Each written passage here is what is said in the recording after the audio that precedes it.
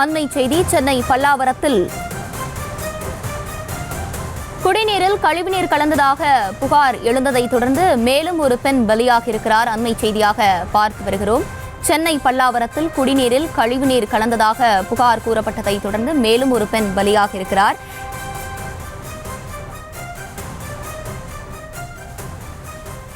கூடுதல் விவரங்களோடு இணைகிறார் செய்தியாளர் கந்தன். கந்தன், வணக்கம். தற்போது இந்த விவகாரத்தில் மேலும் ஒரு பெண் பலியாகி இருக்கிறதை தொடர்ந்து ஏற்கனவே அமைச்சர் தரப்பிலிருந்து குடிநீரில் கழிவுநீர் கலக்கவில்லை அப்படின்னு ஒரு இதுவும் முன்வைக்கப்பட்டது. இது பற்றியான முழு விவரங்கள்.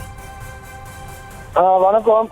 தற்போது பல்லாவரம், அதாவது தாம்பரம் மாநகராட்சி உட்பட்ட பல்லாவரம் பகுதியில் இந்த சுகாதாரமற்ற குடிநீர் குடித்து ஏற்கனவே ஒரு திருவேதி என்ற ஒரு நபர் எண்ணில் தற்போது 84 வயதுடைய வரலட்சுமி ஒரு பெண் தற்போது இறந்ததாக தகவல் வெளியாகியுள்ளது. குறிப்பாக நேற்றைய தினம் தாம்பரம் மாநகராட்சி பல்லாவரம் பகுதியில் குறிப்பிட்ட சில பகுதிகளுக்கு அந்த குடிநீர் விநியோகம் செய்யப்பட்டுள்ளது. அந்த பகுதியைச் சேர்ந்தவர்கள் அப்போது அந்த குடிநீரை குடித்த போது அதில் கழிநீரும் கலந்திருப்பதாக தெரிவிக்கப்பட்டுள்ளது. அந்த நேரத்தில் அங்கிருந்த ஒரு 23 நபர்களுக்கு உடனடியாக வாந்தி மயக்கம் ஏற்பட்ட நிலையில அருகே உள்ள புறம்பட்ட அரசு மருத்துவமனை, அதே போன்று சென்னையில் உள்ள ராஜீவ்காந்தி மருத்துவமனைக்கும் தனியார் மருத்துவமனைக்கும் அனுமதிக்கப்பட்டுள்ளது.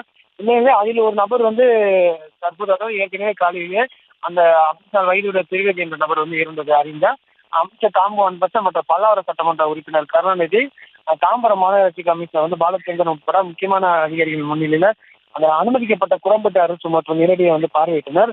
அப்பொழுது அவர்களிடம் நேரடியாக குறையை கேட்டபோது அவர்கள் குடிநீர் குடித்ததாகவும் தகவலும் தெரிவித்தனர்.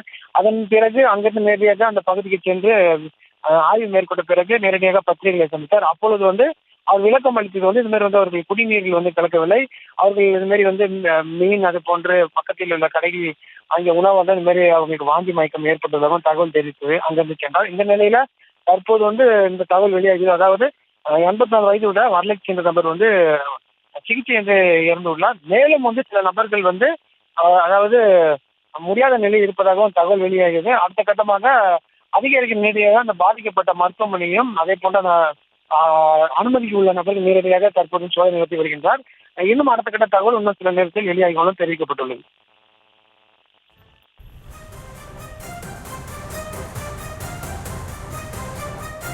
விவரங்களுக்கு நன்றி கந்தன்.